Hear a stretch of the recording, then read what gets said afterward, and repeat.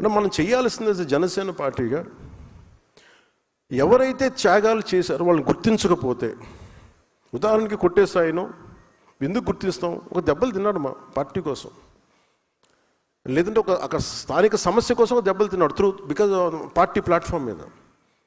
మనమే ఇలా కూర్చోబెట్టి పార్టీ కోసం పనిచేసిన వాళ్ళని గుర్తించి ఇంత ఆనందం మనకుంటే, ఇన్ని వేల మంది ఇక్కడ కూర్చొని మాట్లాడుతూ ఉంటే మనకి ఇంత ఆనందం ఉంటే, ఎన్ని కోట్ల మందికి దేశం మొత్తం మీద భాషా ప్రయుక్త రాష్ట్రాలు తెచ్చిన మహానుభావుడు, లేదంటే తెలుగువాడి ఉనికి, తెలుగు జాతి, తెలుగు ఆత్మగౌరవం అని ఈరోజు మనం మాట్లాడగలుగుతున్నామంటే దానికి మూల పురుషుడు అమరజీవి పొట్టి శ్రీరాములు.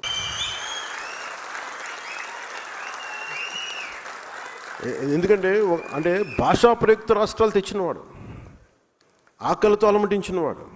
అంటే పోలవరం ప్రాజెక్ట్ అంటున్నాం, కానీ అలాంటి నాకు అనిపించింది ఒక చిన్నపాటి ఒక 2 మండలాలకు ఒక జిల్లాకు వచ్చే దానికి కాదు దీనికి పెద్ద పేరు పెట్టాలంటే ఒకసారి ఇలాంటి ప్రతిపాదన అంటే ఇది నా ఉద్దేశం. ఇది కూటమి ప్రభుత్వం కాబట్టి నా ఒక్కటి ఉద్దేశం పనిచేయదు. ఇక్కడ అందరి చాలామంది సమగ్ర కొన్ని కోట్ల మంది కూర్చొని ఎవరెవరి ప్రతినిధులు తీసుకొని నా కోరిక, ఇది నా లోపల ఉన్న కోరిక, పోలవరానికి అమరజీవి పొట్టి శ్రీరాములు గారి పోలవరం ప్రాజెక్ట్ అంటే నాకు చాలా గొప్పగా ఉంటుంది. అది కుదురుతుందో లేదో మనకు తెలియదు, కానీ బట్ నాకైతే కోరిక.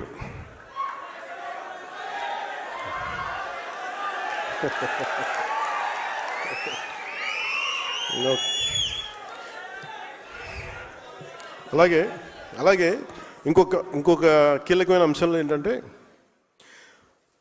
నేను కొన్ని మాట్లాడుతున్నప్పుడు మీకు కొన్ని ఇబ్బందులు ఉంటాయి. ఏంటంటే మీ వాడు ఎలా మాట్లాడేసారంటారు మేము.